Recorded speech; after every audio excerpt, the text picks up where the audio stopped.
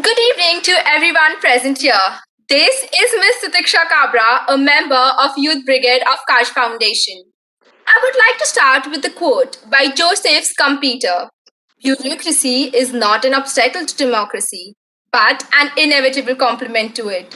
On this note, we heartily welcome you all to the first day of the lecture series organized by Kaash Foundation's Center for Academic and Professional Development and PCGT, Public Concern for Governance Trust, in collaboration with the Department of History, St. Xavier's College, Mumbai, and PCGT National Youth Parliament.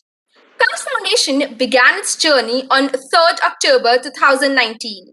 And since then, it has successfully organized one free naturopathy camp, 17 health webinars, 10 international symposiums and conferences, 3 international faculty development programs, 1 International World Heritage Week, 1 Model UNESCO Youth Summit, 1 quiz competition on SAARC countries, and has also conducted COVID-19 relief activities. In the pursuit of achieving academic excellence and a healthy environment, Kaash Foundation has collaborated with 8 international and 24 national institutes and also has been appreciated by His Holiness the Dalai Lama, the World Heritage Center of UNESCO, Department of Tourism, Government of Maharashtra, and the Ministries of Culture and Ayush of the Government of India for its initiatives which aim in fulfilling the core values of inclusiveness, reciprocation, and building a sustainable society. With today's deliberations focusing on the changing dynamics of bureaucracy in democracy, we are honored to have two stalwarts, Shri J.F. Ribeiro and Shri V.P. Raja sir, with us here today. We eagerly look forward to their intriguing experiences and discussions on this topic of utmost importance. With this, on behalf of Kaash Foundation, I once again welcome you all to the first day of the lecture series organized by Kaash Foundation's Center for Academic and Professional Development and PCGT, Public Concern for Governance Trust, in collaboration with the Department of History, St. Xavier's College, Mumbai, and PCGT National Youth Parliament. Moving further, I would like to invite Dr. Geeta Ajit, the Joint Director of Education at Kaash Foundation, the Coordinator of CAPD, Center for Academic and Professional Development, the Editor-in-Chief of Kaash Connect, and the Director of this event to share a brief overview of Kaash Foundation and CAPD, Center for Academic and Professional Development. Geeta ma'am, over to you.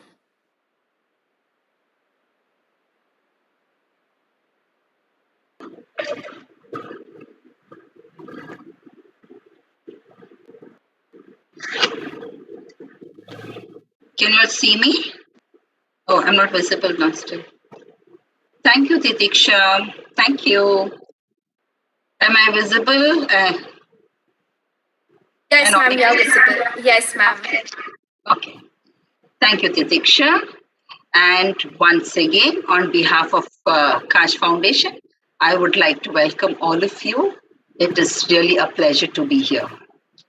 On behalf of Kaash Foundation, I would also like to thank the Public Concern for Governance Trust, PCGT, St. Xavier's College, PCGT National Youth Parliament for partnering with us today. Usually, Dr. Avkash Jadhav, the founder of Kaash Foundation, is always there, but he is unable to make it today. And hence, he asked me just day before yesterday, can I come in, because he just wasn't able to make it. So on his behalf, I would also like to once again welcome each one of you out here. We would like to welcome our partners, members, esteemed guests, and our participants. To give you a little information about Kaash Foundation, Kaash Foundation is a Mumbai-based registered charitable trust with 4 verticals, E2H2, that is education, environment, health, and heritage. It's been just over a year since we began our journey with the vision of providing services for the upliftment and betterment of the society. But ever since then, our growth has been tremendous. When the pandemic began, Kaash Foundation has been working relentlessly to provide succor to all those who need in all the 4 verticals. We have conducted naturopathy camps, medical camps, camps for distributing essential requirements for pandemic, also food for the travelers and the workers who were in the month of April. We have conducted a number of camps where they were given food and essential survival kits for the migrants.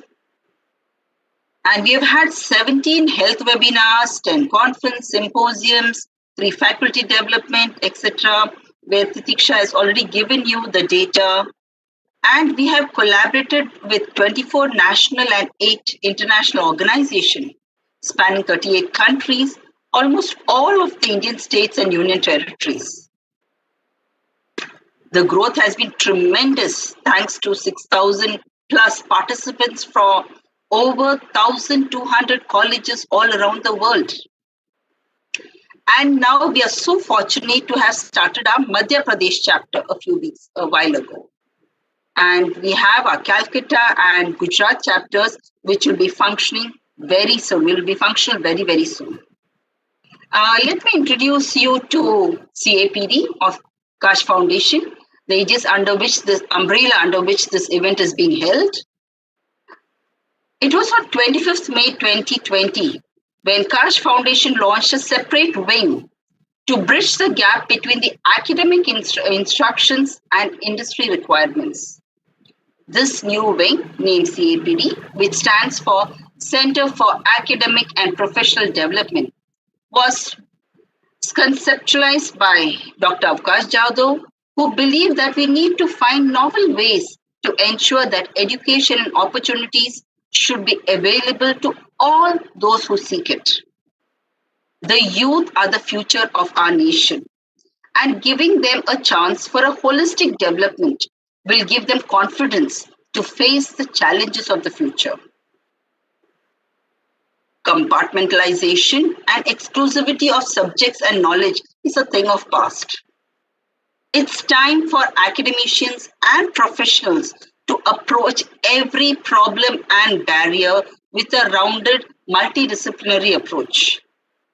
It's only when there is a commitment from the youth and the governing bodies to work together to the benefit of the global society can we find true peace and harmony in this world.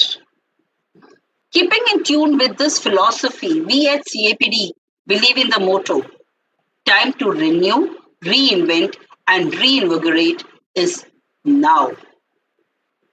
In the words of Fernando Cardoso, democracy is not just a question of having a vote. It consists of strengthening each citizen's possibility and capacity to participate in the deliberations involved in life in society. Today, on this inaugural day of our lecture series with the title Changing Dynamics of Bureaucracy in Democracy, we have eminent speakers with us like Sri J.F. Ribeiro and Sri V.P. Raja to enlighten us further on this talk. We also have Pallavi Smart who will be moderating this session. So I welcome each one of you and thank you on behalf of KASH Foundation for being here and being a part of this program. Thank you so much. Over to you, Titiksha. Thank you, Geeta, for acquainting our viewers with KASH Foundation and CAPD, Center for Academic and Professional Development. To all the viewers, just to remind y'all can keep posting your questions on our YouTube channel.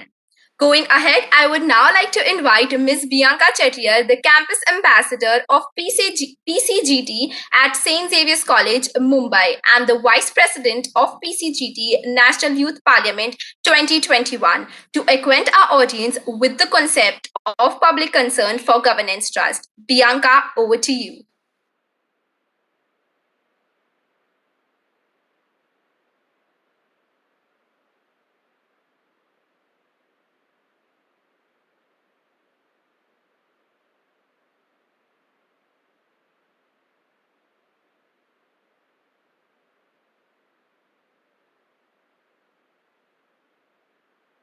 Bianca?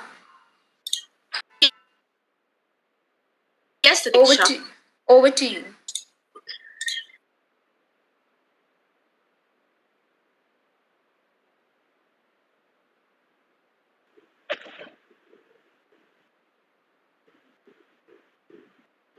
I think she's having a problem. Am I right? With the network? Is a reg- Ah, there you are. Now, Yes, you're visible, Bianca.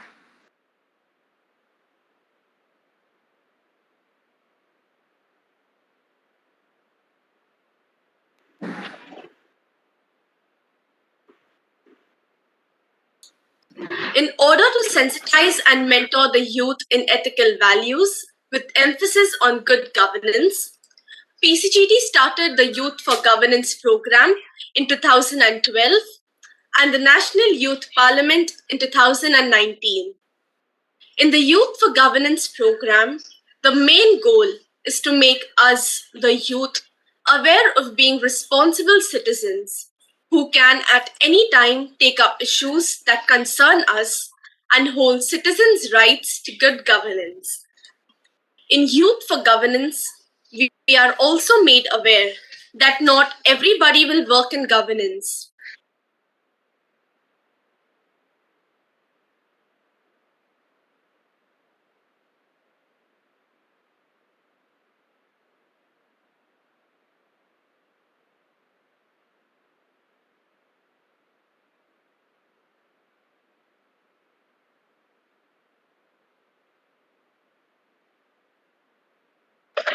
I think we have lost host. Yeah. Pardon? No, we have just lost your connection. You're back. Please continue. Bianca, please continue.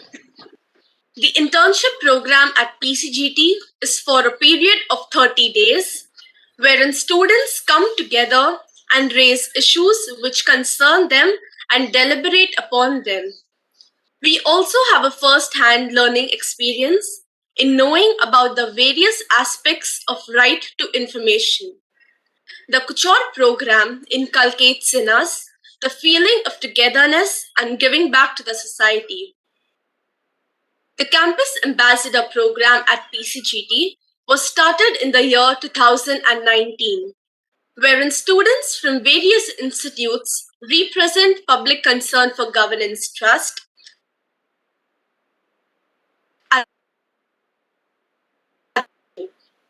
as we believe that the youth can spread awareness about good governance and work towards it.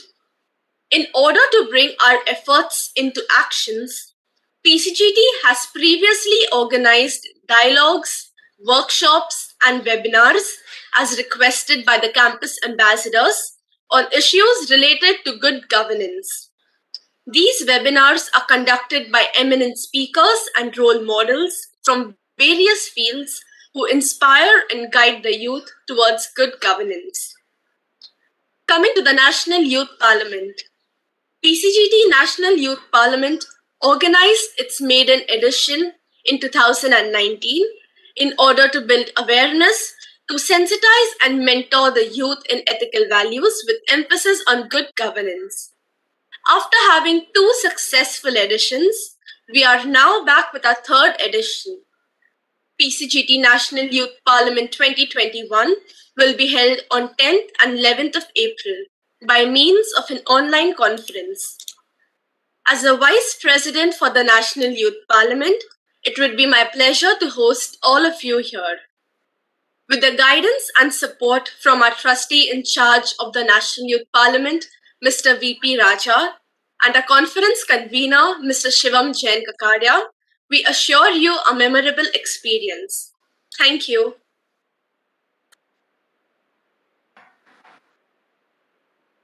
Thank you, Bianca, for introducing PCGT, Public Concerns for Government Trust.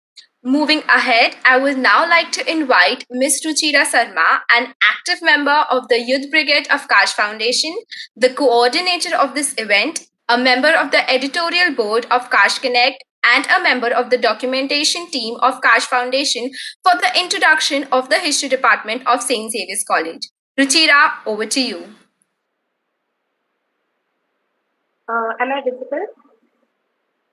Yes, you are. Okay. Um, Thank you, Tatiksha, for that generous introduction. I would now like to give you all a brief introduction into the history of St. Xavier's College, Autonomous, Mumbai. The Xavier's College is a higher education institution affiliated with the University of Mumbai, which offers undergraduate and postgraduate degrees in science, arts, commerce, and management. It is named after St. Francis Xavier, the 16th century Spanish Jesuit saint, and the institution was founded by the German Jesuits in the year 1869. It is currently run by Indian Jesuits with a focus on the academic excellence, inclusion, and affirmative action for minority students. The iconic Indo Gothic style of architecture is not only nurtured immensely in the various heritage structures, but also it has featured in many films, TV shows, and music videos. Now, a look into the history of the history department. The Department of History of St. Xavier's College was set up under the guidance of the first principal, Father Joseph Anthony Willie, who was also the Institute's first professor of history. As one of the oldest departments of St. Xavier's, history has a discipline that has grown with the college itself. Over the last 50 years, the Department of History has tried to go beyond the textbook. Although the academics is given utmost importance, the department tries to incorporate contemporary consequences of history study in its program. The department has also been constantly promoting activities that go way beyond the four walls of the classrooms. It uses the subject as a tool for developing a rational mind in all the students. At present, the department has two faculties, namely Sir Avkash Jadhav, who is the head of the department, and Assistant Professor Arun Singh. Thank you, and over to you, Tatiksha.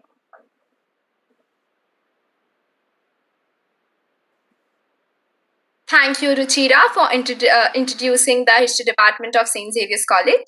Going further, I would now like to invite Ms. Pallavi Smarth. Pallavi Smarth is a senior correspondent at the Midday newspaper, a well known and widely circulated Indian morning daily. Enriched with an experience of 12 years in journalism, her primary area of focus has been in the field of education. While covering several developments and happenings in the education sector, a major part of her work has been to study certain new policies or initiatives, its implementations and reach, along with the challenges and the final outcome. In the process, she has had a share of experiences with the bureaucracy, while, according to her, is the key to success or failure of any new policy in a democracy. She is more than excited to moderate today's discussion with an objective to gain more insight on changing dynamics of bureaucracy in India. So, without any further delay, I would now like to invite Ms. Pallavi Smarth to take the event further and introduce our eminent resource persons. Pallavi ma'am, over to you.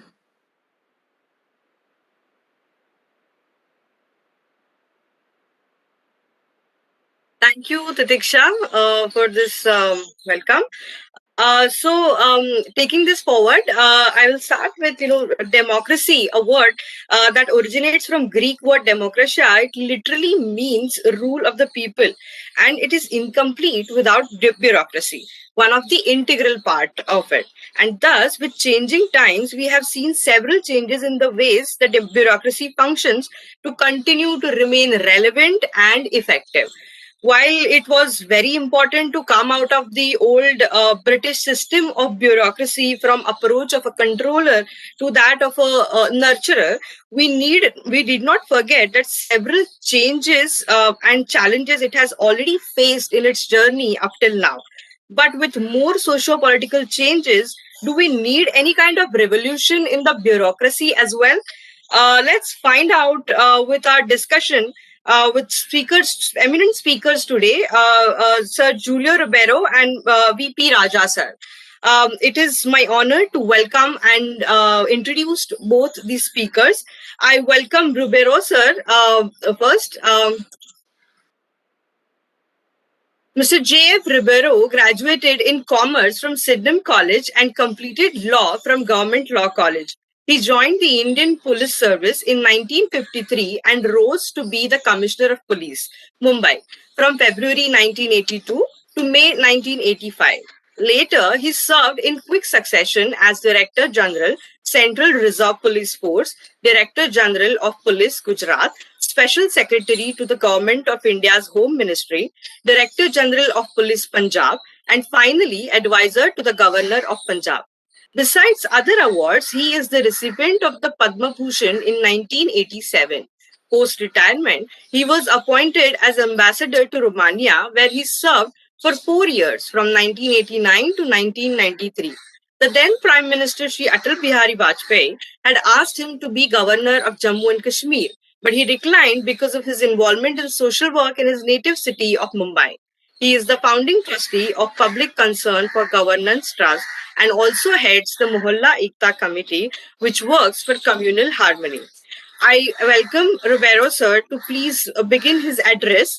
I will just inform you, both the speakers, that for each one of you, the time limit is half an hour. Post that, we will be taking questions from the audience. Ribeiro sir. Yeah, thank you, Ms. Smart. I am happy that you have fixed the time because I thought that we didn't know earlier how long we had to speak. Now, my colleague, Mr. Raja, will concentrate on the primary, the most senior service in the bureaucracy, that is the IAS, whereas I'll talk to you about the police. Now, let me tell you how I joined the police. It's not that I wanted to join the police. You know, there was another commissioner much later than me. In fact, recently he had laid down office. He was Mr. Rakesh Maria. And like me, he was born in Bombay. I think we are the only two commissioners who are actually born in this city. So we have a bond with this city. My ancestors settled here 200 years ago, and my great grandfather actually built his own house between Kalba Devi and Girgaon, and that is where I was born. So my father, who was in Wilson College, in fact, my grandfather was one of the first students in Wilson College when it was founded.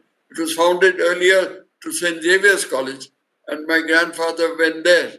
And my father also studied in Wilson College. He was later on in the Indian Postal Service, and he was Assistant Postmaster General when he died at the age of 41, and I was only 8 years old. Now, my father was not there to advise me or to guide me, and I had only a mother who hardly knew English at that time. And we had to go on our own steam, and I decided that I would go for commerce and not for history or literature, English literature, which would have been much better subjects for me to take. Because later on, when it came to appearing for the competitive exam, you know how we get into the IAS and IPS is through a competitive exam, along with other services. There are many other services that which are fed by the same exam. It is called the All India Civil Services Examination. It is held every year, and according to the marks, you are allotted to different services. I was allotted to the Indian Police Service, which though I had aspired really for the postal service, because everybody thinks about his own father and wants to follow that. It's common in our country. And at that time, I thought I would follow my father. But I did not. I went to the police because it so happened that my ranking was something like 66 or something. And then I was asked to join the police service, and I joined in 1953. Now, afterwards, when I went to the state, to the old Bombay state, I found that the police service suited me temperamentally because I did not particularly want the police like Rakesh Madia did. Rakesh Madia was very keen only on the police service, and that is what he has written in his book. And he was very happy to do investigation of crime. That was his forte. Whereas I had no such forte. I only relied on my value system, which was built up at home and also in school. I was in St. Xavier's School, which is next to St. Xavier's College. And that was the only school I attended from the first standard to the matriculation. And there, these values of truth, of justice, of service to others, of ensuring that you are compassionate, are all these various values which really stead you in good stead in the police service were inculcated even earlier than when I joined the police. Besides that, we had to also have good communication skills, and that is uh, very important for all services, even in the corporate sector. And you be a leader if you can take the best out of your people. So it really suited me without any grounding in management, for instance. Now, officers joining the IPS are all grounded in management studies. They do a lot of work in the academy in these various improvements in the training system, and they benefit from it. And they have much more knowledge than we had, much more intelligence probably. But I don't know, the value system perhaps is quite different. In those days, even our political bosses, the politicians with whom we had to deal, were also people with some value systems. I worked under Mr. Moraji Desai, I worked under Yashwantrao Chavan. These were the people who were there in power at that time. And they were all men of values and quite different from what we see today. And we were very happy to work with them, and they respected us and we respected them. And that is how we went. They never interfered in your day-to-day working. If you were in charge of a district and they found that there was a police officer at the lower level, mainly at the cutting edge, the police inspectors in those days, the police stations were headed by sub-inspectors. And if somebody was was out of line, the politicians would bring it to the notice of the boss, of the superintendent of police, or at a higher level to the DIG or the IG. And then that person had to be disciplined, or he had to be shifted according to your estimation. But they never asked you to do that. They just brought to your notice that something wrong was afloat and that you had to correct it. So this was what the role of the politician was. Unfortunately, today the politician wants to actually run the force. And I had in fact written an article. So I said I will explain to you in person. So I went there and told him it is not your business to run the force. You will make a mess of it because you are not really trained.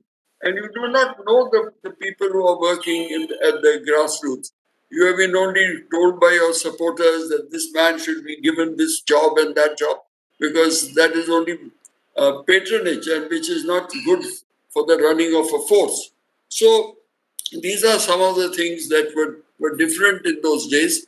When I finished my initial training, I was sent to a district called Bharuch, which is now in Gujarat, but those days part of the old Bombay state.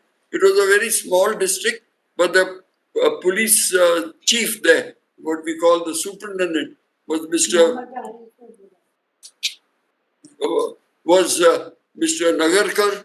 And go, please. 1 minute, just a minute. I'm sorry for this disturbance. Mat jao. So this is what happens. Sorry, speaking to you all from home, has got a disadvantage also, because the old ladies here don't understand that everybody can hear what is being said, including all the people who are watching and hearing. So I'm sorry about this disturbance. But coming back to the topic, I had a boss called Mr. Nagarkar who came from Pune, and he was a very young man, but the government in those days used to follow the British system of posting young officers who are recently recruited and out of the police college. They would post them to the best officers, to the best superintendents. They didn't bother about how big the district was or how important it was, but they posted according to the caliber of the officer who was heading that district. I don't know that whether they do that now. I don't think so, because I've seen some of the postings that they have done, and it is not in accordance with that principle. And I think that principle should have been followed and should be followed.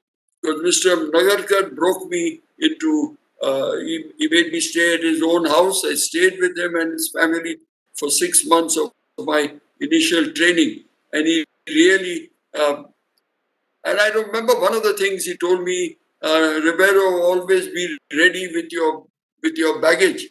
If you get a post transfer order, you depart immediately, but don't give in to their demands of transferring officers. You see, these transfers are the most important thing in the police to keep up the morale. Because if you succumb to political pressure, this is where all the problem lies. They will post people who have approached them either because they want to make money or because, and the politician because he might be sharing in it, or because he wants to use patronage, the power of patronage, to gather votes for himself when the elections come. But in any case, it is very detrimental to the security system, and people finally suffer because of this. Corruption hits the roof, goes through the roof, and that is why you have such a lot of problems today. I will just tell you one little incident which happened to me personally. This was, I think, in which year? 1944 or 45. I was then 15 or 16 years old. And I had a lot of friends in my own building, around. We had a big sort of a colony, and we had a lot of space to play. And we used to play hockey and cricket over there. And once when we were playing cricket, the ball went over the wall and hit and into the adjoining area and hit the glass window of somebody across the wall. Now that gentleman got very furious, came out and took us all to the police station. So a person who later became the commissioner of police of the city had been taken to the police station at Baikala at that 1944 or 45. And we were lined up in the police compound. A constable came and lined us up, and then he went inside, and out came along with him a tall European man, a white man. We don't know whether he was an Englishman or an Anglo-Indian. We did not know, but he was quite strapping, and we were quite frightened on seeing him. But then he asked us who was the captain. So nobody wanted to be the captain at that time, but somebody mentioned my name, and I was asked to come forward by one step. Now I didn't want to do that, but I had to, because he was looking at me. And then finally he gave us a lecture. He said, "You must know how to play cricket. The ball must go along the ground, should not be lifted." And then after giving us a small talk as to how to play cricket, he let us off. The person who complained was not very happy about that decision, but we were overjoyed. We thought we would all get a slap each at least, and the captain might get two. But nothing of that sort happened. Now, this was in great contrast to what happened in 1981. I was the commissioner of police of Thane. In fact, I was the first commissioner of that city when the commissionerate was formed. And my brother-in-law, who was quite a well-known heart specialist, cardiologist, phones me and says that his little son, who is today in his father's shoes as a well-known cardiologist, he was playing with his friends on this outside his house, and with a football, and the football, I think, smashed the glass windows of a neighbor, and all of them were marched off like I was many years earlier to the police station, and the police station immediately locked him up. Locked him up, a small boy, I mean, he must have also been about 15 or 16, same age as I was when I was taken to the police station. And he was locked along with all the other, and it was quite a sad thing to know that he was. I didn't interfere at all. I told my brother-in-law that they would let him off. They just wanted to frighten him, but it was very wrong on their part to put him along with the criminals in the lockup. Anyway, I mentioned this fact to the policeman when I was given my farewell parade at Naigaon Police Headquarters after I laid down Office of Police Commissioner. And I said, see, this is the difference between those days and now. And why is it happening like that? Why do you all not use your power of compassion, which you should have, and some sort of balance, instead of just doing something which was so extreme, I would say. So they of course had they could not reply to that, but I think the message must have gone there. I hope it did. And this is the difference between the police in those days and now. They might have been, of course, a colonial police, and they might have been at that time doing what the colonial powers always wanted. We always talk about that. But the way you treat people is not essentially in their mind. And officers who join the police service should know that they're serving people. They belong to a service. IPS. S is service, administrative service. Even the others, the revenue, others, they are all services. And services means you are a servant of the people. But very often people, the officers do not think like that. They think they are actually the masters. And this is something that has to be corrected. And if those of you who afterwards wish to join the services must remember that they are going to join as servants of the people and not as the masters. You don't look after your own interests, but you have to look after the interests of the people. I remember going into the districts. We had a district magistrate, and everyone, an IAS officer. It is the senior service, and there are certain rules that we follow. And very often, the district magistrate and the superintendent of police would bother about their own egos. And I always felt that this was something which I could not understand as to why they should bother about their own importance. They were both supposed to serve the people. And I found that the public was not interested in who was bigger and who was this. They were interested in people who were serving them, who were doing them good. And the person who did that would be appreciated. Now, I always thought, particularly in hindsight, after I had finished my service, that the biggest reward an officer gets is if after he retires and is usually neglected after that people still remember you and they remind you about something you had done which you have already forgotten. And policemen, the people who have served you, that they also remember. Their children also might have heard about you, and they keep coming and wishing you and saluting you. Well, that is something that is the reward.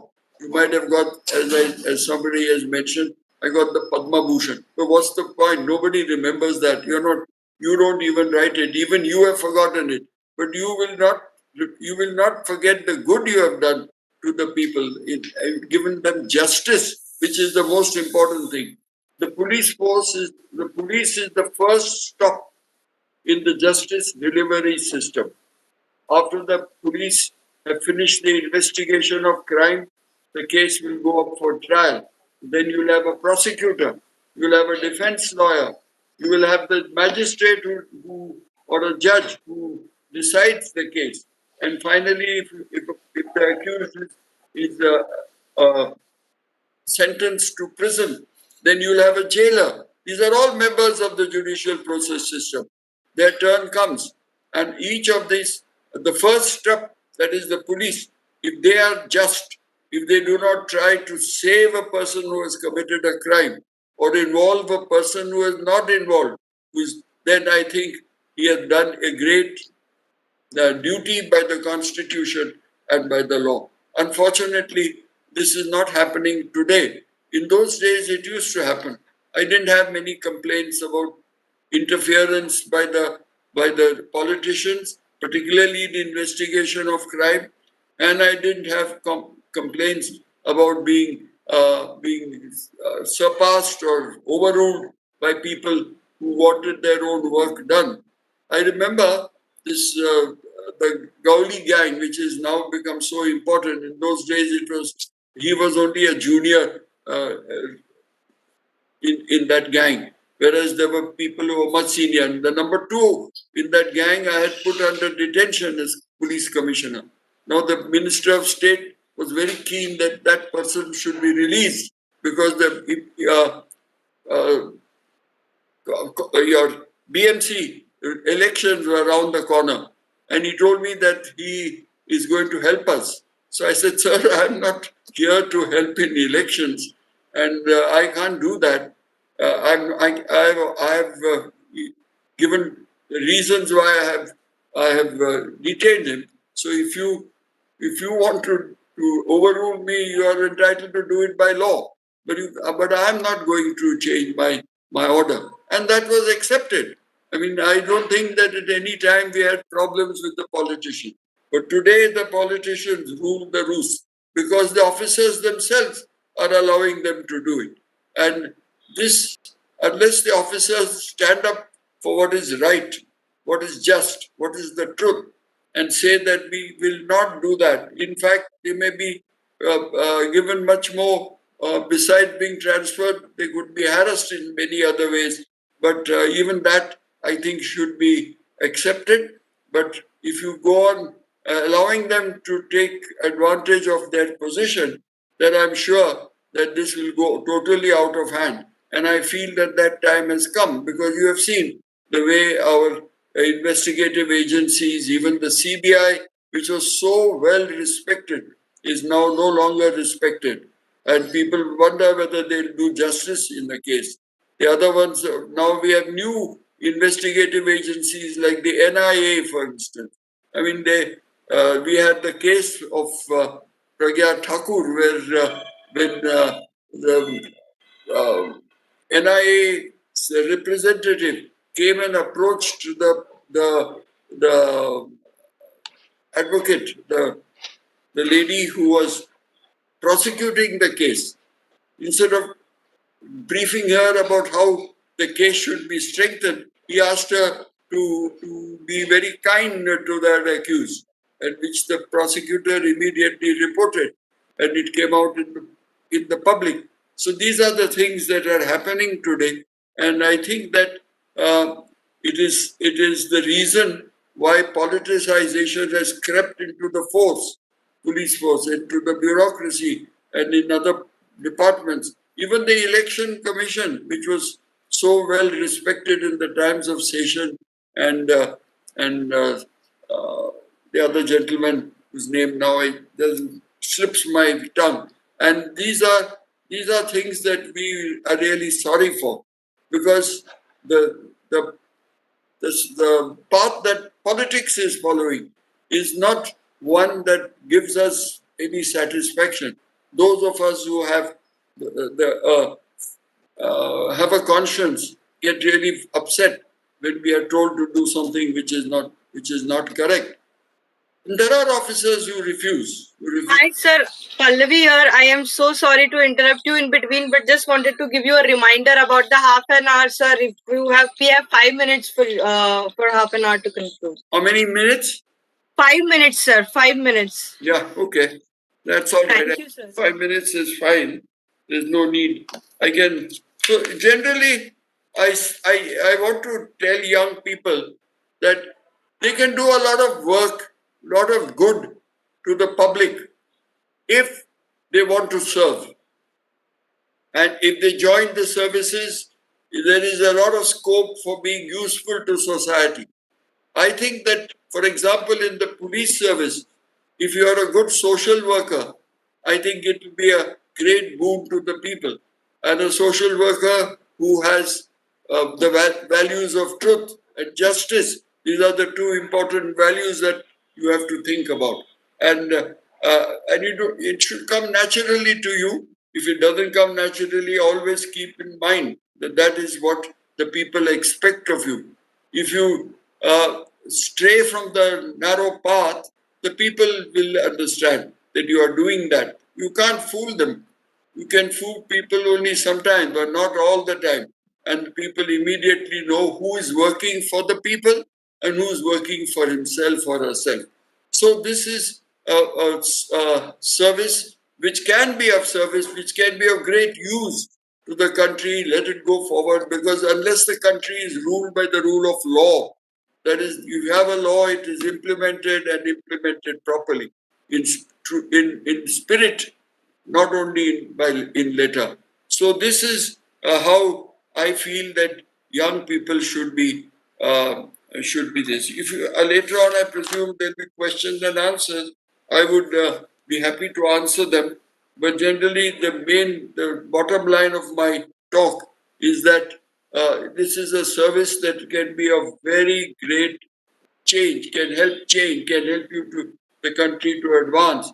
But if people themselves succumb to political pressures, the officers, then you have a problem. And that is why people get really worried as to their future. Thank you so much. I think I've even stopped before my half an hour, and so I'll give 2 or 3 minutes or even 4 minutes to my colleague, Mr. Raja. Yeah. Thanks a lot. Thank you very much, sir. It was a great honor to hear you. And you so rightly said that if you are a social worker, then bureaucracy is the section of career for you.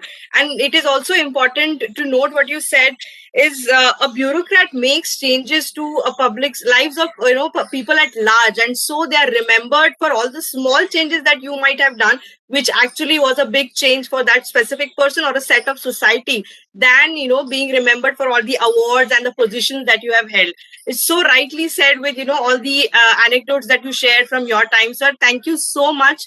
It was great listening to you. Thank you. We will take questions after we've heard Raja sir speak. We will then open question answer session. Thank you, sir. I welcome VP Raja sir Rao for the next speaker for our evening, VP Raja sir. It's a great honor to introduce him. Shri VP Raja, after obtaining 2 postgraduate degrees in physics from Delhi University and Columbia University, USA, respectively, Mr. Raja joined the administrative service in 1974. While in service, he completed MA in Rural Development Planning from the University of East Anglia, UK. He further obtained MPhil in Social Sciences from the Indian Institute of Public Administration, New Delhi. As an IAS officer of the Maharashtrian cadre, he has worked in various assignments at the district, state, and center. In recognition of his outstanding contribution to administrative reforms, while working as a collector for Satara and as a transport commissioner of Maharashtra, Mr. Raja was awarded the Distinguished Government Administration Award. He retired as the principal advisor to the Department of Atomic Energy in September 2008. Thereafter, he was the chairman of the Maharashtra Electricity Regulatory Commission for a period of 5 years. He is presently the chairman of Public Concern for Governance Trust and Registered Trust in Mumbai, that a registered trust in Mumbai that works for promoting transparency and accountability in governance. I welcome Mr. Raja sir to now begin his talk and address the audience. And I will remind you again with the timing, sir. Thank you so much. Hoping to listen to you. Thank you very much, Pallavi, for your kind words of introduction. You can see me? Yes, sir. Yes, sir. We can see you. Okay, good. Changing dynamics of bureaucracy in democracy. Very interesting topic. I have worked in the Indian administration, in the administrative service, for roughly about 40 years. Yes, the dynamics have been changing. The macro environment has been changing. But with all these changes, I will say that the service provides excellent opportunities for good work. And today too,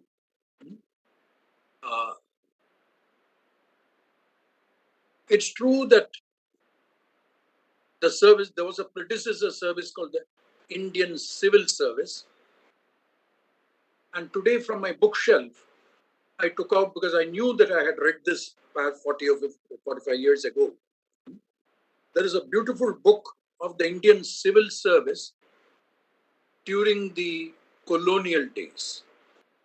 That is, during the British time. It is in 2 volumes, The Men Who Ruled India by Philip Woodruff. Actually, Philip Woodruff is a pen name.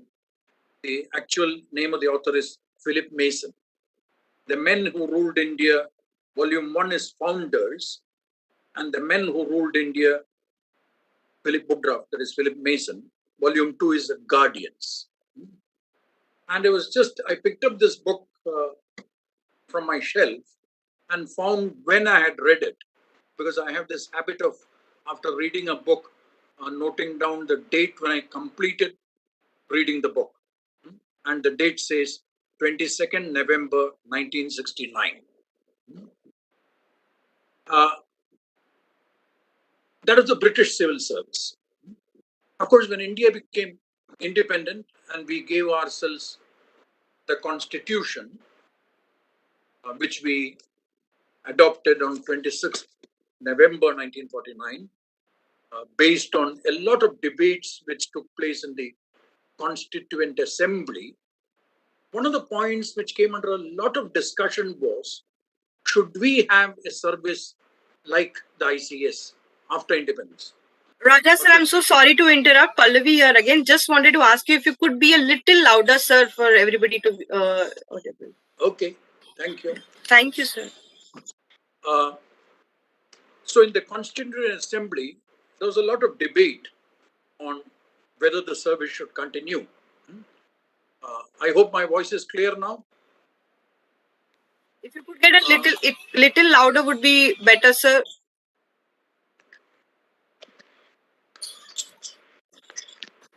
Okay. So in the Constituent Assembly, Okay, it was Sardar Vallabhbhai Patel who very strongly argued for an all India service.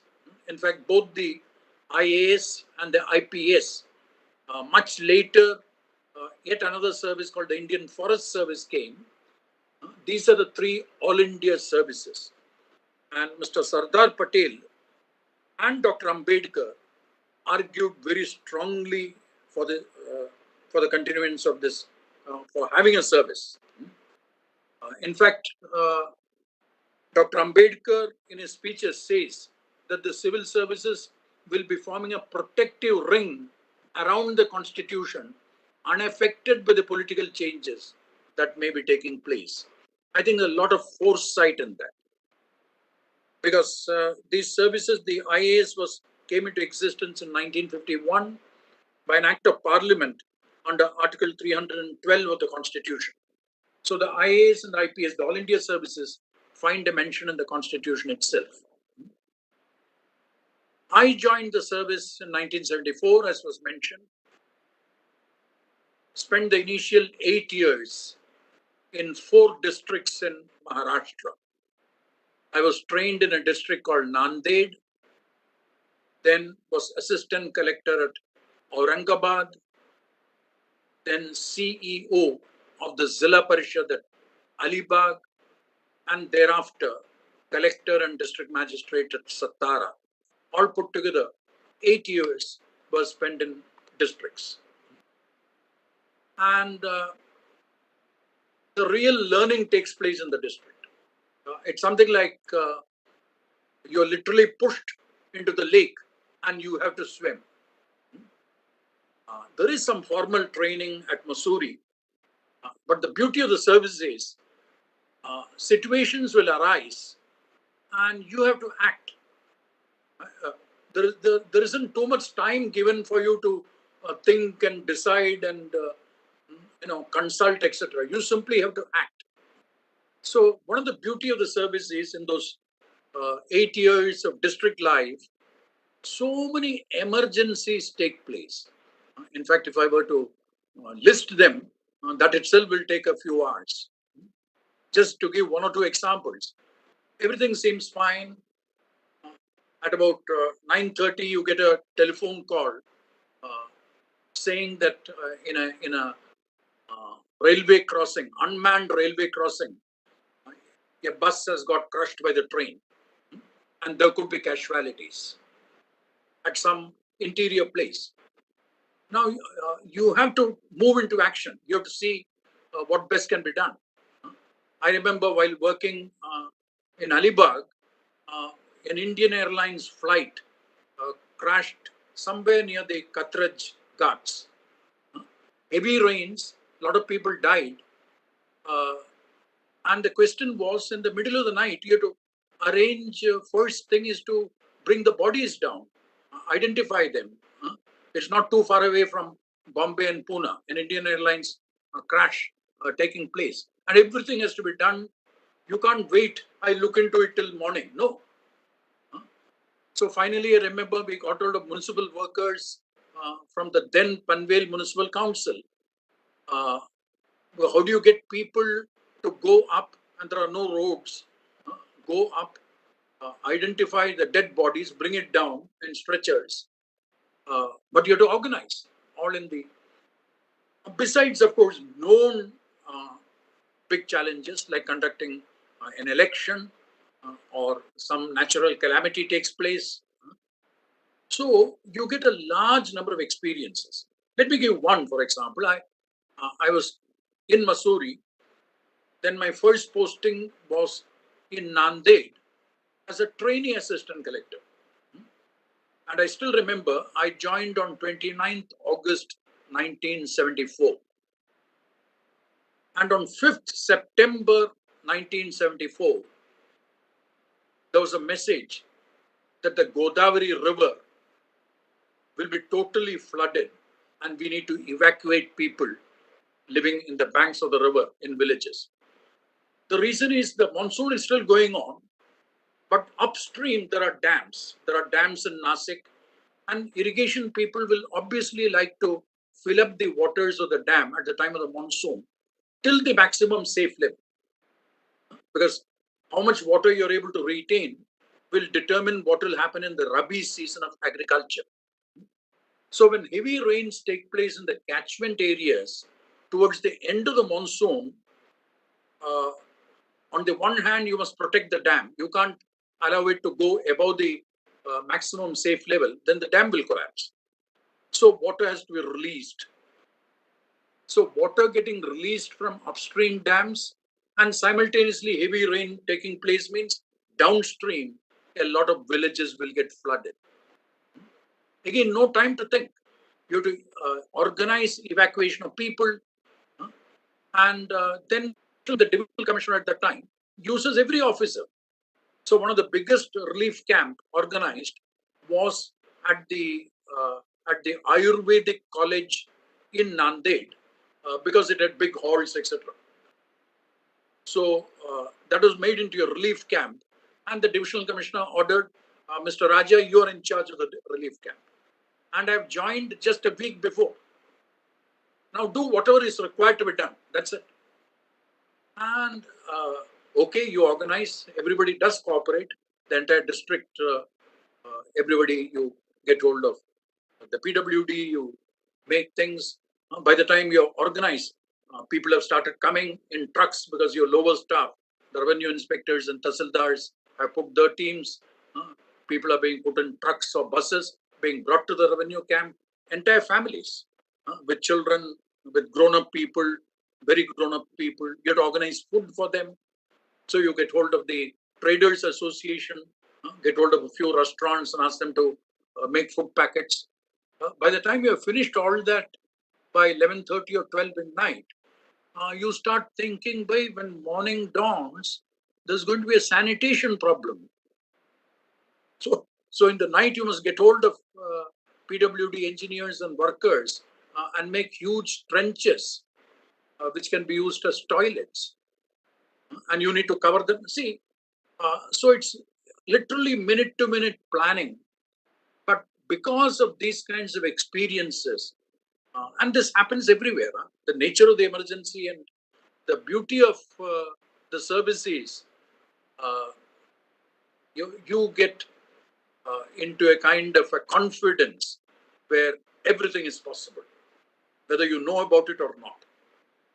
You learn to manage crisis at a very short time, and you normally do it well because you're the leader and you have to do it.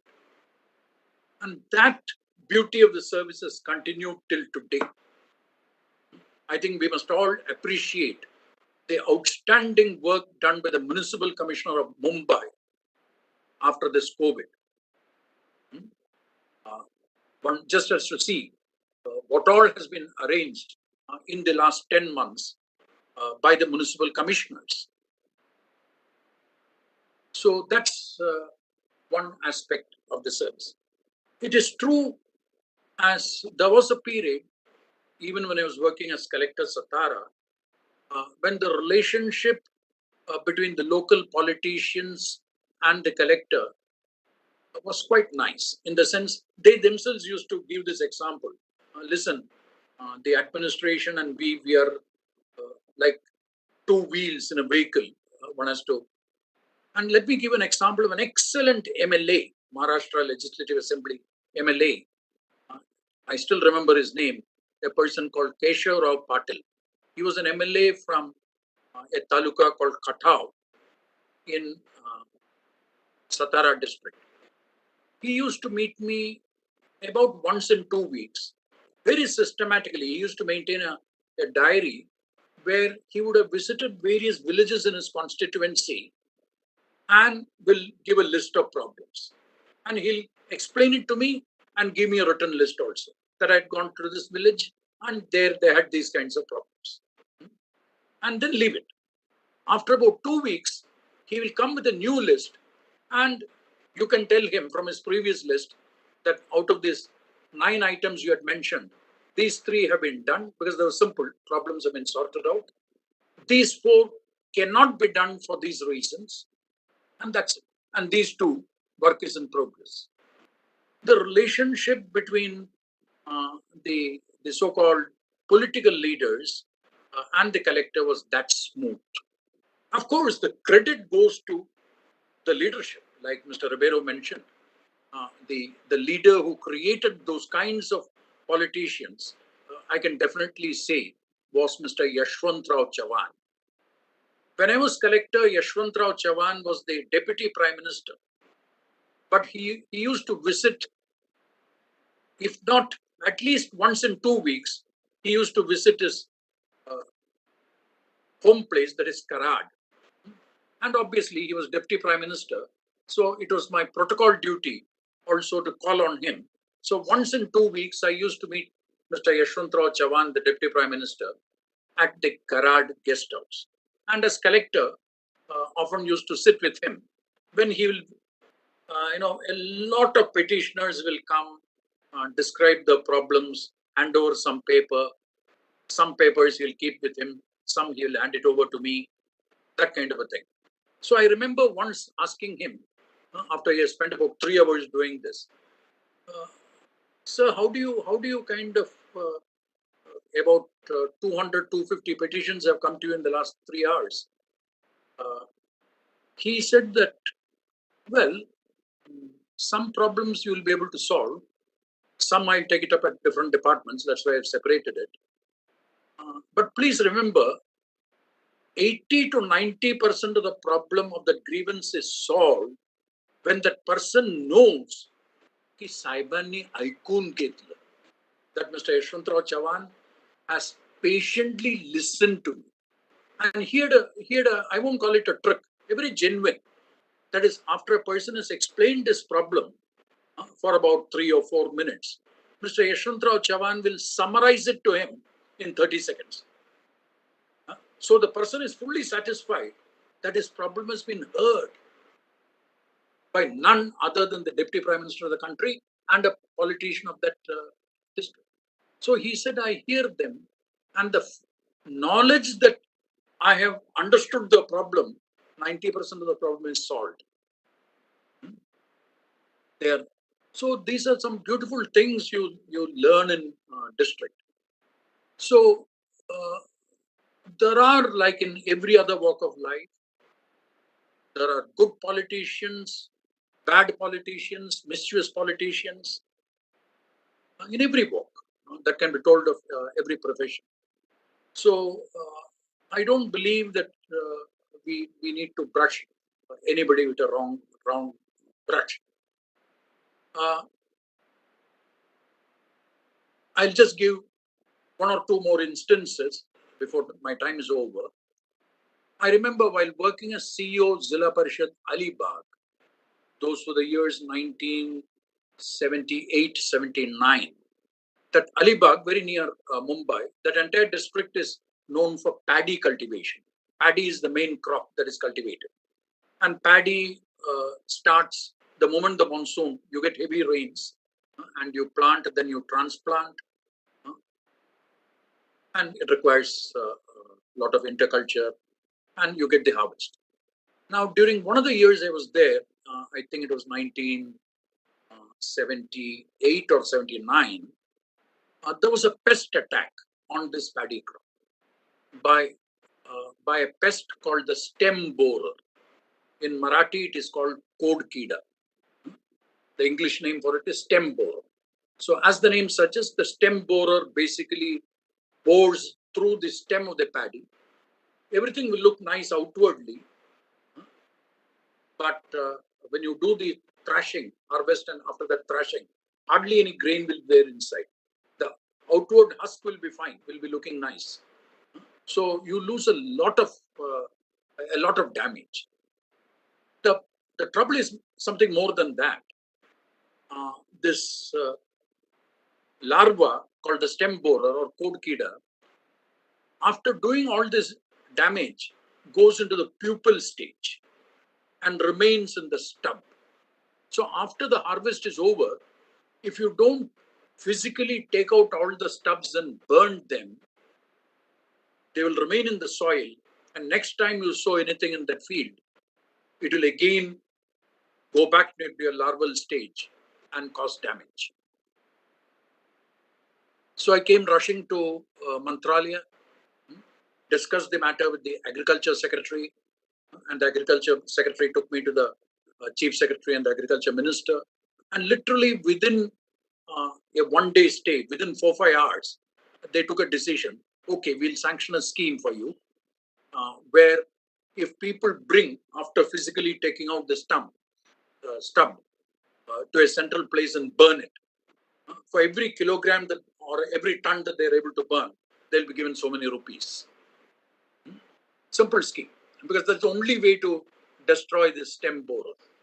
Okay, I got the scheme approved, came back to the district, had a meeting with my president Zilla Parishad, and then we worked out a plan. The president Zilla Parishad belonged to the Sheka Paksh, Peasants and Workers Party. He's no more. He passed away about 7-8 years ago. His name was Prabhakar Patil. Normally, if you hear him speak in meetings or in a Zilla Parishad meeting, etc., he's quite obnoxious. He raises his voice, he uses abusive language, and he's only 4th class pass, he's chauthi pass. But soon after joining there, in a few months, I realized that he's actually a very nice person. You can't disagree with him in the presence of 20, 30 people. But on a one-on-one, when you discuss with him, he listens to you very attentively. And even in Zilla Parishad meetings, when various items have been passed, in the next meeting, the minutes that were confirmed, he himself will say, these 3 items, the CEO has convinced me that the decisions which we took is not correct. I agree with him. So let us change the decisions. Now, when the Spodkida came, for about 6 weeks, 7 days a week, either he used to pick me up or I used to pick him up from his house in Alibag. We used to leave home at about 6:30 in the morning in a jeep, and another 3-4 jeeps will follow us, having the block development officer and some extension officers and accounts people. We'll go to a village. Prabhakar Patil will give a wonderful speech for about 10-15 minutes in Marathi, asking everybody to come out to the field and do this. Because if some fields are cleared and some are not, you can't get rid of this pest. After organizing everything, we leave behind one jeep with the officers and we go to the next village. We used to cover on an average 4 or 5 villages in a day. And while traveling, we used to discuss various things. And even though he was only 4th class pass, I learned so much. He was a socialist, but through word of mouth, I noticed that he has studied all the works of M.N. Roy, the socialists of Marx, and he used to discuss ideological issues. He used to give the history of that place, what used to happen to the agri community, how the landlords used to harass the tenants, the agri community, when he was a small boy. The hard reality is, I learned as much from this 4th class pass president of the Zilla Parishad as I learned from some of the Nobel laureates in physics at Columbia University. And that's the hard truth. So it helped me a lot to what I can say to polish me. Otherwise, I used to suffer that people with a good education and with good kind of branded institutions. I also studied from St. Stephen's College in Delhi, which has a high reputation even today. And Columbia University is an Ivy League university. But all that feeling that you're one up than the others literally got eliminated thanks to my 2 years at the Zilla Parishad at Alibag. And I was 29, 30 years of age. A great change, which later on helped me in my service immensely. So the point is, people are different. And the IAS, your jobs also are different, because every 2 or 2.5 years, you get transferred. So you need to learn a new job very quickly. But with all the different kinds of people, everybody likes good work. Your political bosses also like good work. And the moment the political bosses know that you're politically neutral, they don't really bother you that much. Yes, they will try to pressurize you. They will test you out. And the 2 standard methods of testing you is, one is to see if you're amenable to some temptations. That can be any form of corruption. Or whether you're amenable to rewards being given to you, which can be a kind of an assurance of a very good posting. So these 2 standard methods. But the moment you fall into the temptation and do something wrong, that will be used for the rest of your career to blackmail you. And that's very, very unfortunate. I think one of the problems in this changing dynamics that has happened is today there are many people at senior positions in all the wings of the government, in the executive, consisting of the administrative service, police services, in the political setup. That's why so easily MLAs and MPs can be kind of persuaded to change the political affiliations. You get elected on one ticket and change parties. And unfortunately, in more recent times, even in the higher judiciary, there are people who have compromised somewhere, and the political big boss know where you're compromised, and that helps them to ensure that you kind of toe the line. Well, I really don't know what is the answer to that.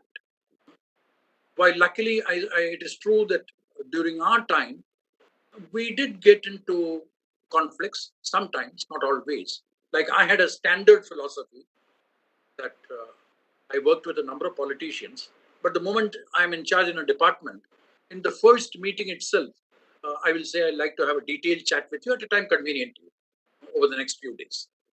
So I'll sit with the minister for an hour or so and finally have an agreement. There will be issues where you will have a view, I will have a view. In such a thing, I will try to convince you. There will be some issues where you will be able to convince me. Then it's fine. There will be some issues where we will not agree. Where we disagree, you're the boss. However, I'll give my advice in writing on the file. And you can disagree, and whatever is decided by you will be carried out. Because the civil services have two roles. One is an advisory role, where you advise on various options. Second is, yes, you have to carry out. Sir, I am so sorry to interrupt, sir. This is just a reminder for you for the time. 5 minutes left. Yeah. Okay, good. Thank you, sir. So the advisory role and implementing. However, with a caveat. The caveat is, as long as the instruction given by your boss, after he has understood, after everything is explained to him, and he has understood the pros and cons, if his order is legally all right, is not unconstitutional, then it will be carried out. While if it is illegal, I've had one or two occasions when I refused to carry out illegal orders on the ground that I have taken an oath to the Constitution.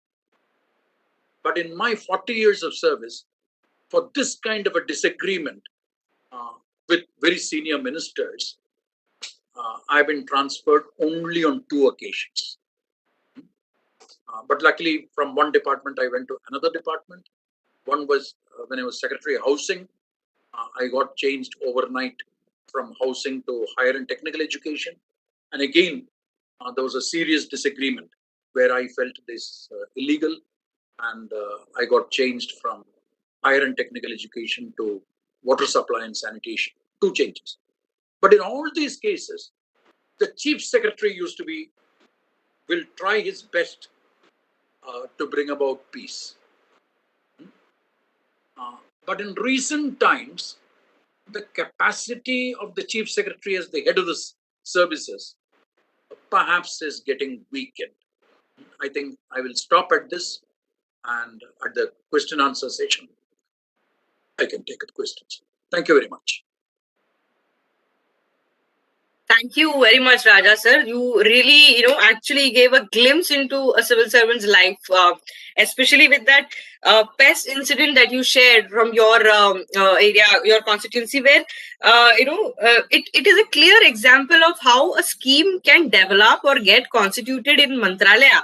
But it eventually depends its implementation and success on the groundwork that a bureaucrat has to do, where he has to maybe unlearn, relearn several things with people that he's working with. Like you gave example of Mr. Prabhakar Patil.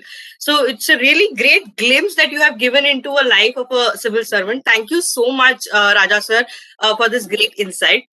While we open the session now, a question answer session now, participants and audience can post their questions on the YouTube live. While I Before I take questions from the audience, I have one question. Especially maybe if Ribeiro sir could answer this, in considering that today's time, whatever the happenings are currently, we have in India, the democracy has like dual service. Like, we have one at the central level, one at the state level. And Dr. Babasaheb Ambedkar had, stated that dual policy means dual services. But do you think that in the recent times, this boon has rather become a bane for, our democracy, especially in the security agencies? You must be aware about the recent happenings in the police as well as, in other security agencies in the recent past over several developments. I wanted to know your opinion on if this debate between central and the state government has really impacted the way bureaucracy is functioning. This question is very relevant today, I agree, because I've never seen this kind of, in all my experience, that there has been such a difference between the union government's view and the state government's view. And I think it looks to me that the reason for this is the great hurry or the desire of the central government to run, to sort of capture all the state legislatures and become the only voice of the people in India. This is what I feel. Whereas actually in a democracy, there should be a proper opposition, without which democracy cannot will turn into autocracy, which is, I think, happening in a very substantial manner. And I think that is very dangerous for our democracy. The states have to be allowed to function. You have seen in most of the elections, it is the state governments that vote in a different manner from the Lok Sabha elections. And a different party comes into power. But very soon, that party is also weakened because their people are won over. And that is another thing that is happening now in a big way. Formerly, you remember you had in Haryana these IR arms and Gaya arms. But then this did not spread very rapidly as it is doing now. Now, in the last few months, we have seen so many, including my own small state of Goa, from where my ancestors came. The 10 MLAs, from the Congress party in one day have shifted their loyalties. This is something that we have used our vote with a certain purpose, and that purpose is immediately destroyed. So our vote is of no use because money has played its part. So I think this is not good for democracy. This is my own view. It is for the young people to think about it, because we have finished our innings. Now it is for the young people to sort of go to the crease and bat, because they have to, otherwise their own future will be jeopardized. So maybe Raja sir could add to this, sir. Maybe just taking this question a bit ahead to Raja sir. I just wanted to ask you how Ribeiro sir just said that the young people now have to decide the future. I wanted to ask you, bureaucracy over the years has been criticized for its red tapeism and the excessive adherence to the regulations and rules, and also then it leading to incidents of corruption. In today's time, when the demographics of the people who are seeking answers, the youngsters, they have changed, and when everywhere else they are being given ease of operations, do you think that bureaucracy should also go through a revolution where maybe automation education, online help, other things could, actually help the young generation in today's time? See, first on the point of federalism, India is a federal constitution, and we need to follow the constitution both in letter and in spirit. The constitution lays down the division of, for example, legislative powers, the division of financial powers. It's all there in black and white. So India is a plural country. It has so many languages. It's such a diversity. In such a diverse country, federalism is very, very important. In fact, there is an institution called the Interstate Council, which I don't know why is lying dormant. Many of the issues that is right now being faced ought to be referred to the Interstate Council, where the chief ministers are members and the union ministers are members. It's a permanent setup, just as you have the GST Council. The GST Council is a good concept, where it is not just the union finance minister, but the state finance ministers are involved. So federalism is important. Coming to red tapeism, etc., we must remember that justice is of prime most important.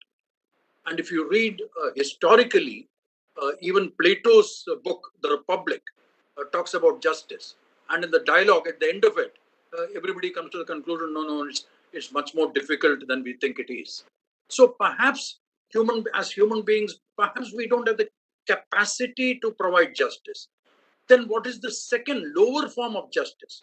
Lower form of justice is equality and equal treatment. What is enshrined in Article 14 of the Constitution? What is enshrined? So Part 3 of the Constitution, fundamental rights, are very, very important. And many of the problems which we face in the countries, in my belief now, with hindsight, somewhere we have failed in taking the Constitution to the people. Most people don't understand the Constitution. Then most of the high constitutional posts, both of officers and politicians and judges, they have to take an oath to the Constitution. The form of the oath is given in Schedule 3 of the Constitution of India. But is taking an oath a kind of a joke? It's a very, very solemn thing. But if your consciousness has not developed to a point where you feel taking an oath is just a formality, that's very troublesome. So the reason for that oath to the Constitution is objectives are to be achieved, but within the framework of law, within the rule of law. So it is certainly necessary for developmental goals to be speeded up. In fact, while talking to the PCGT interns, I give a very simple example. A small kingdom with 100 people, and the king has a dream. I want all 100 to be absolutely healthy. So he gets a survey done, and he finds that 96 are healthy, 4 have some problems. Can you just kill the 4 to achieve the goal of all 96 being healthy? Obviously, you can't. Now, the Constitution is something like that. You can't achieve objectives without following the rule of law. The entire controversy on the farm law, I don't want to go into the merit or demerit. There are arguments on both sides. Agriculture is a very, very complex subject. But basically, agriculture is an item 14 of the second schedule of the second list of the 7th schedule to the Constitution. It's a state subject. And under the Constitution, the Parliament can also discuss it. But you need a 2/3 resolution of the Rajya Sabha for Parliament to discuss something which is a state subject. Using the subterfuge of item 34 in the concurrent list is not following the spirit, at least. Okay, you did that. You may be able to justify in a court of law. But how come that it was not debated in the Rajya Sabha? How can it be bamboozled? That's a governance failure. And this argument, no, it leads to delay. I have no time. I want to do it very fast. I don't think speed is a virtue in governance. There is a lot of difference between corporate executive getting things done and governance. What governance requires is predictability of policy. People in governance should lay down, this is what we hope to do over the 10-year period. Then mid-course corrections will take place because circumstances, environment keeps changing. But trying to, I did something within 2 months where somebody else took 6 months. That is not a virtue in governance. A lot of mishaps come about because of mistaking governance with speed. Speed is required when it is required. Yes, if ventilators are provided for the COVID, speed is required. So there are some things called line functions and something called staff functions. Line functions for handling an emergency require speed, getting things done, like I talked about the various calamities. But policy making requires consultations, not speed, to try to predict all the options and discuss it, debate it very widely. So yes, red tape can be reduced by using technology, but policy making, you can't complain that red tape is the cause of delay in policy making. In fact, government should work on the basis of recorded advice, which should be available to people when they ask for it under the RTI. RTI helps, the Right to Information Act helps in ensuring accountability. And writing is always difficult than oral speaking. You have to give recorded advice, and based on that recorded advice, decisions are taken. Even government has to function under 2 rules. One is called the allocation of business rules, another called the transaction of business rules. These are issued by the President of India under Article 77(3) of the Constitution of India. So it's not that people can take decisions without following the transaction of business rules, which involves interministerial consultations. So saying that because of red tape things are getting delayed, no, I don't agree with that. Thank you, sir. Here are the questions from the audience also now. There is a question for Ribeiro, sir. It's Ivan John who's asking this. Sir, please tell us about the problem of custodial torture as a matter of concern. You know, this is a problem that every police leader faces because there is a tendency to use shortcuts where you do not want to really, concentrate on proper methods of investigation. And nowadays, as people get more and more educated, they get more and more conscious of their rights, I think that this will be solved. The torture was normally used even in the old days, not only in India, but all across the world, all across the countries which today talk about human rights. They used to use torture as a routine function. But now they have stopped. They are in fact very much conscious of human rights and how that should be valued. So I had a exchange of correspondence with what is that NGO, the world famous one, which deals with these subjects. Amnesty International. Thank you, Mr. Raja. And they said that in India, the middle class is very supportive of custodial torture. And they said that unless that breaks down and their mindset changes, the police will not change. That is their firm opinion after studying the subject. In even fake encounters. I mean, this is another thing where the police become not only the judges but even the executioner. So there also there is this feeling of the Amnesty International that great mass of the population, but not the poorer ones, but the middle class, are very supportive of this method of dealing with the criminals, because the judicial process system does not operate as it should.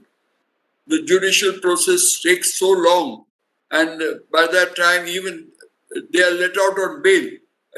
The activists are kept in jail under UPSA for ages, but these people are let out. Even criminals are let out because it is taking too long for the case to come up, and it takes ages sometimes for the case to be decided. So that is, of course, one of the reasons why these shortcuts are used, but they cannot be justified on any grounds.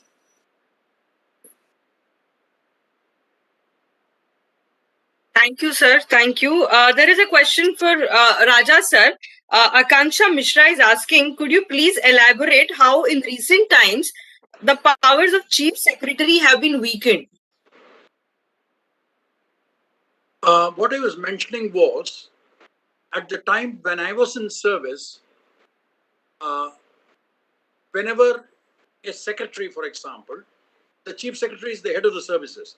So whenever there is strong difference of opinion between a secretary and his minister, the minister will go to the chief minister and the secretary will go to the chief secretary.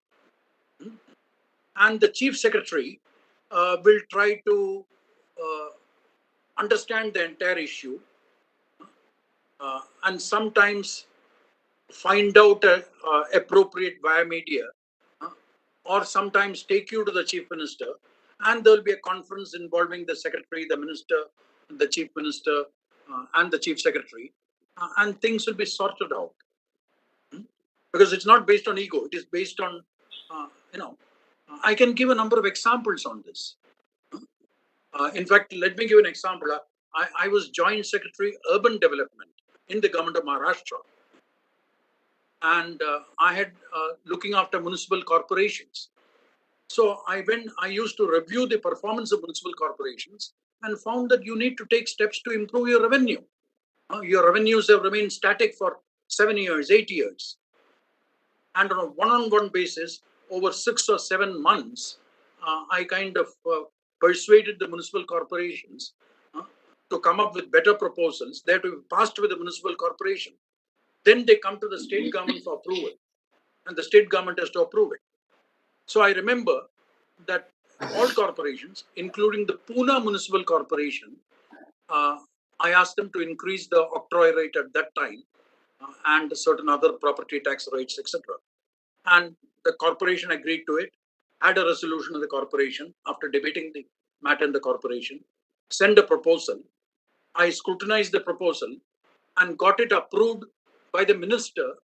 My minister at that time was a gentleman called Isaac Jamkhanwala, who was the urban development minister. And the way the system operates is you notify the changes in the Gazette, and they come into effect 30 days after the Gazette notification. As you know, unfortunately, nobody reads the Gazette. So 30 days thereafter, when suddenly the collections trucks were stopped and said, "Jada paisa dena hai, abhi naye rates hai," there was a kind of a backlash. And there was a backlash in the Pune Municipal Corporation area. Mr. Sharad Pawar was the Chief Minister of Maharashtra. As you know, he belongs to Pune. So he wanted to find out what is this, because the trader community met him and this, etc. I can mention name. Mr. Suktankar was the Chief Secretary of Maharashtra. He knows urban development very well. He called me. I spent about 45 minutes with the file, explaining what all has happened, etc., and the rationale behind it. He explained it to Mr. Sharad Pawar, and they worked out a strategy where 85% of our proposals were held. He said, call a meeting of the traders in Pune. I will go and address them. And some little compromises were made, but 85% of the revenue proposals went through. And the credit goes, according to me, totally to the Chief Secretary of the day. So Chief Secretaries can play a lot of effective role as the head of the services. And on this matter, when I, along with the Chief Secretary, when I met Mr. Sharad Pawar as Chief Minister, he listened to everything which the Chief Secretary briefed. I was keeping quiet. Then he asked me, do I have anything to add? I added. He made only one statement without losing his temper, without getting angry. Mala dakola asta tar barzala asta. Had you shown it to me, it would have been nice. Even though it was not necessary to show it to him, because the minister had the authority. What he meant was, since Pune is my constituency, my area, had you shown it to me, it would have been better. Mala dakola asta tar barzala asta. That is the quality of where chief secretaries, chief ministers can play a lot of good role in governance.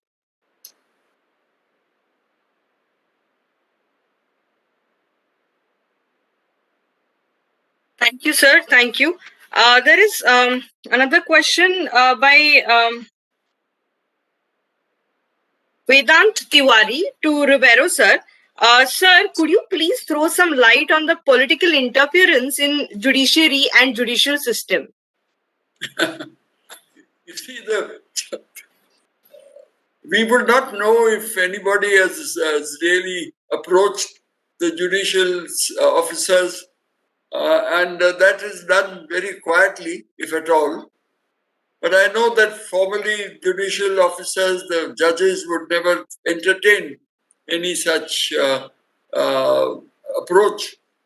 But I'm not very sure now, particularly when we read of some of the judgments which contradict themselves. When somebody is involved, and then when somebody else is involved, so different orientation, political orientation, he or she gets a different sentence or a different decision, and somebody else gets a different one. So that makes us a little jittery and suspicious. But that is all it is. We really don't know who has approached, how the approach is done, and so I can tell you about the police. I can't tell you about the judiciary. It's very difficult for me to say that so and so judge has been approached. So you can only suspect it. That's all. Yeah. Thank you, sir. Thank you. Next question is for Raja, sir. Sir, Durga yesterday asked, according to you, in what way the introduction of lateral entry in administrative services is going to impact the quality of Indian governance? It's a complex question. There are pluses and minuses. The point is, one has to look at Article 312 of the Constitution. The regular civil servants get a lot of protection. That is what gives them the strength to do what is right. Lateral entry will certainly bring in young blood. That is a positive thing. And in a situation where markets are developing more and technology is developing more, it is necessary. After all, Aadhaar would not have taken place unless Nandan Nilenkani was brought in charge of to develop this entire Aadhaar system. Or in India, there have always been a practice of Dr. Manmohan Singh himself was a lateral entry as finance secretary when Dr. Montek Singh Ahluwalia was the finance minister, and Dr. Manmohan Singh was a lateral entry. So one is lateral entry has always existed for certain kinds of posts. Now that number is increasing. Okay, we'll take 30, 40 at a certain level. But giving them contract appointments for 3 years, in my opinion, is risky, because then they don't have loyalty to the system. The loyalty becomes more to add to the CVs. But any generalization on this matter is not warranted. It will depend on individual. There are some positives, there are some negatives. The chief economic advisor in the Ministry of Finance has always been a lateral entry. But then you have the finance secretary. I won't say above him. They are peers at the same level. So certain jobs can be identified for lateral entry, but where the importance of the rule of law is important, one has to keep the lateral entry people under fair amount of watch, or there should be a level where something unconstitutional doesn't get done. That's all. Thank you, Raja sir. Professor Avkash Jadhav sir has also shared one question. What would be the future course of changes in the Indian bureaucracy? This is a question for both of you. If you could answer, maybe first Ribeiro sir could answer and then Raja sir could take over. The question I'll repeat: what would be the future course of changes in the Indian bureaucracy? It's a very pertinent question. The main change that I would like to see is people standing up to their principles and not giving in to wrong instructions. I know many such cases that have happened and are happening much more today than it ever happened before. But people don't have the strength of character to stand up to it. Even seniors don't have. You see, say, I'll give you, I mean, I don't know whether it's politically correct to talk about it, but even the problem that took place in Delhi in 1984 and what happened in Gujarat in 2002, I think that the officers did not stand up to their principles, to the constitution, to the law, and they have really let us down. But the problem is that who is going to bell the cat? And that nobody was willing to. I spoke to a lot of senior officers after the Gujarat riots, and I was surprised at the way that they had become patti in the hands of the politician. It was, and when I said that I would not have allowed this and not allowed that, so they said, "Sir, you are working under different times." Well, to some extent, I presume they were right, and I had no business to judge them, to be judgmental when I was not working at that time, and I did not know how the things were, the equations were. But the principles remain the same, that you can't allow illegal orders to be carried out and say allow the rioters to go free for 1 day. I mean, that is not on. You can't allow that. Once you allow it, you are in trouble. So this is not the system that I'm saying, but the way the system is operated. Because all systems are operated by men, and they are the ones who tinker with the system, and that people who are in authority should beware and should not allow it to happen. That is all I can say. It's a tricky question, not easy to answer. Mr. Raja, with his, he's perhaps more able to answer it. See, what I'm reminded is when Mr. Atal Bihari Vajpayee was the Prime Minister of India, he set up a commission under Justice Venkatachalaya to review the working of the Constitution. At that time, the President of India was Mr. K.R. Narayanan. And in a talk which he gave, perhaps about 2 weeks after this commission had been set up, Mr. K.R. Narayanan made a statement in a completely different talk. I think the talk was somewhere in Calcutta, if I remember, where he said, it is not the Constitution which has let down the country. It is the people who run the Constitution who have let down the Constitution. I think that simple statement is pregnant with meaning. So when we talk about the future of the civil services will play a part, as an important part. But finally, it depends on quality. I myself, my initial education was in physics. But one of the things I can say is, today there is a lot of focus on the so-called STEM subjects, science, technology, engineering, mathematics. In the years to come, most of the jobs will also come on people who are well trained in the STEM subject. As they say, we are in the midst of a fourth industrial revolution, and everything is now machine learning, artificial intelligence, data analytics. All fine, new skills, excellent skills. But none of these skills will give you whether you will use that skill for the good of society or for the bad of society. That does not come from a study of any of the STEM subjects. It gives you analytic abilities, it gives you technology. But what ensures that judgment of doing what is right, that comes from a study of history, from a study of literature, from a study of poetry or the liberal arts. So I feel the final answer is a holistic education where liberal arts is given as much importance as the sciences.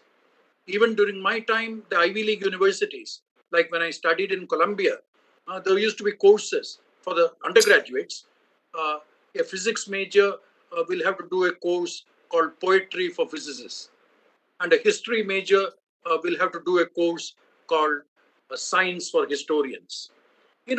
So I think it is a heavy dose of liberal arts, along with whatever specialization you do in the STEM subjects, so that you create human beings who, follow Rabindranath Tagore's "Where the mind is without fear and the head is held high." It's not sufficient to recite it.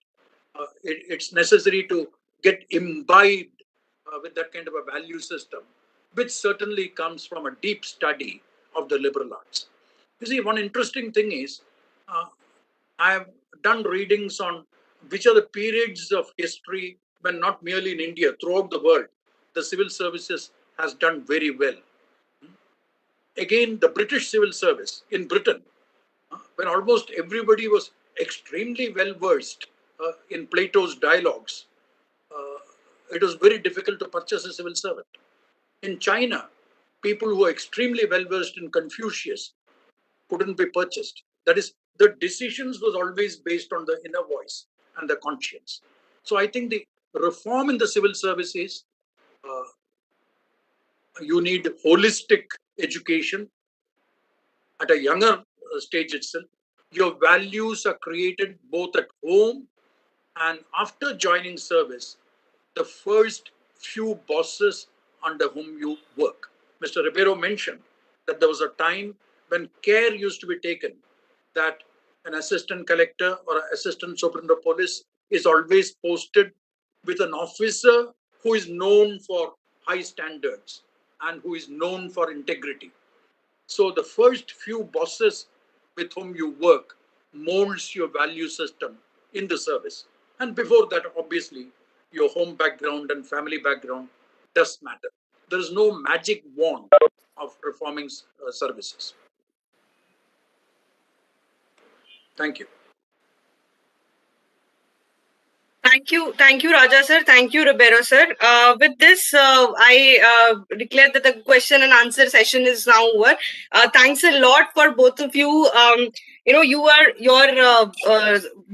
Your speech literally gave us, complete glimpse of, what a civil service servant's life could be. What are the challenges, how they are overcome with, and how, a civil servant is actually successful when it comes to the real groundwork.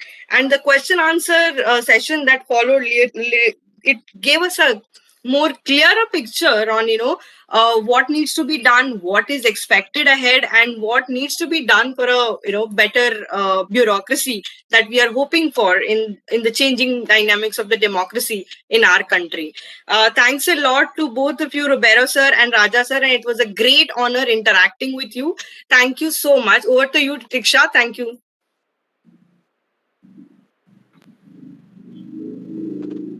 Thank you to both the esteemed speakers, Shri J.F. Ribeiro sir and Shri V.P. Raja sir, for sharing their knowledge and experiences with us. Also, thank you, Pallavi ma'am, for meticulously moderating the session. Moving further, I would again like to invite Ms. Ruchira Sarma to give the concluding remarks. Ruchira, over to you. Thank you, Pratiksha. So, good evening, everyone, once again. This webinar was indeed the need of the hour, given the changing trends that we can all see throughout the world with respect to the role of bureaucracy in, democracy. So, it's my genuine opinion that it is indeed a great opportunity for us all to have been able to listen to the thoughts shared by these two wonderful personalities who themselves have worked as IPS and IS officers. Now, I would like to put forth some of my observations as the member of Youth Brigade and also a young Indian citizen. So, Raja sir mentioned that in the 8 years that he spent working through the various villages, through the various districts throughout the state of Maharashtra, he had to, deal with many things that were happening all the time. And for such instances, one needs to be constantly alert and they need to be able to make quick and educated decisions. And once an individual is able to overcome such issues, they are filled with so much confidence that they can, take over the entire world. That is the amount of confidence one gains when they are able to deal with various kinds of issues and problems and even general events as such. So this sounded like a really good advice for the young India, and that because when we are forced to look at our hardest fears and the most difficult issues, and when we stand strong against them, only then can we emerge stronger than ever. And sir also mentioned another incident where he had a conversation with Shri Vaibhi Chavan, and that Vaibhi Chavan sir would listen to the various queries and complaints of the people, and the people would be really reassured after they listened to him, after he listened to them. So this incident sounded really relevant in today's time when we are like constantly rushing through the conversations and times. Sir also mentioned that speed is not a virtue in governance. So I think it really stands true for even our regular day interactions that we have with people. Rushing through the conversations, rushing through the lives that we lead is never going to be the right way to live. Yeah. Right. So another lesson that we can take home from Mr. Raja's wonderful words is that learning and relearning is the only way ahead, and that civil servants and the civil service as a field itself can best thrive when the civil servants understand what actually makes up a human being.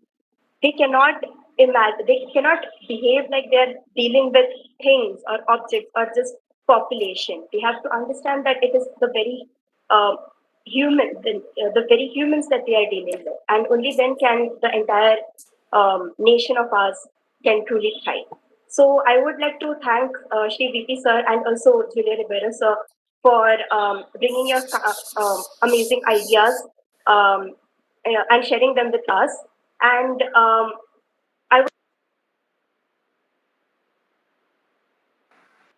Ruchira, you are on mute. You just went on mute. Yeah. Can you hear me now? Yeah, you are audible. Okay. So, as I was saying, I would conclude my concluding remarks by quoting an 18th century American statesman, Henry Clay, who said that government is a trust and the officers of the government are the trustees. And both the trust and the trustees are created for the benefit of the people.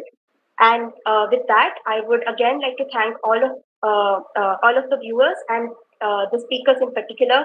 And I request Pratiksha to take it ahead from here. Thank you. Thank you, Ruchira, for sharing your insights with us. Before moving further, I would like to remind the viewers to please fill in the feedback forms in the description. Going ahead, I would now like to invite yet again Ms. Bianca Chettiar to give her concluding remarks. Bianca, over to you. Thank you so much, Pratiksha. As Aristotle said, if liberty and equality, as is thought by some, are chiefly to be found in democracy, they will be best attained when all persons alike share in the government to the utmost. With our topic of change changing dynamics of bureaucracy in democracy, what better way to understand and hear this from Mr. Julia Ribeiro and Mr. VP Raja?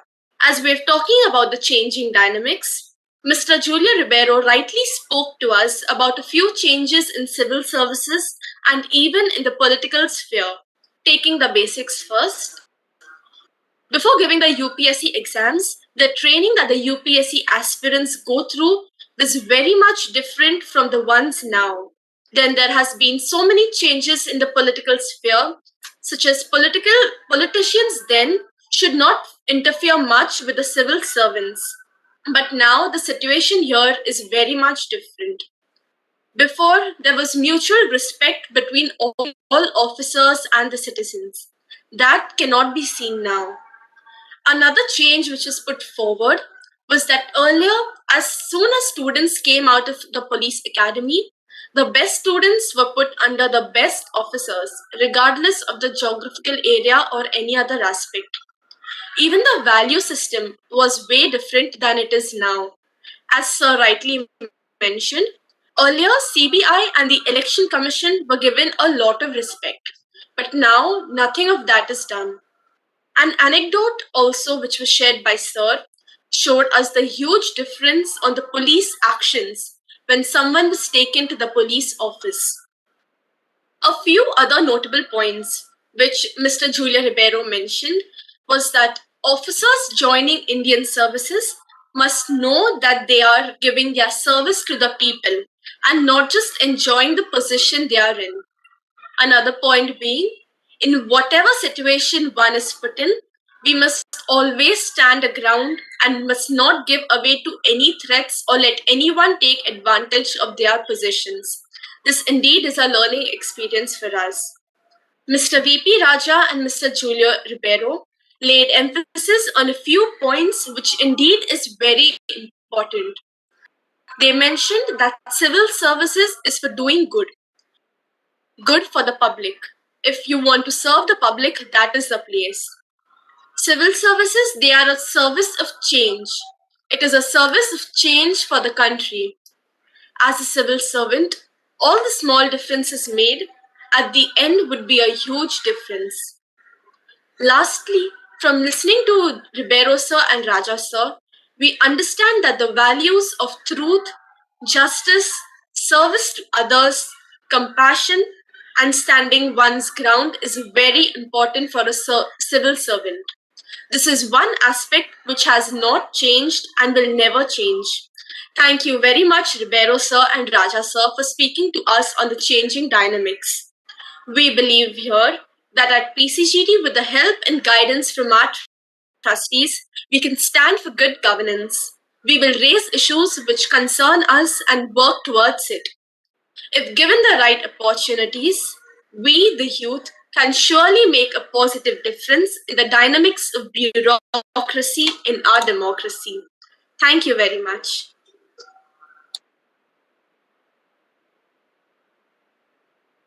Thank you, Bianca, for sharing your insights with us. This brings us to the end of this webinar, and it's now time to bid each other farewell. Before we say our final goodbyes for day one of the History Lecture Series, I would like to take this opportunity to once again thank our resource persons, Shri J.F. Ribeiro and Shri V.P. Raja sir, for giving us time out of their busy schedules and sharing with us their knowledge and experience. I would also like to thank the audience and the viewers for making this event a grand success.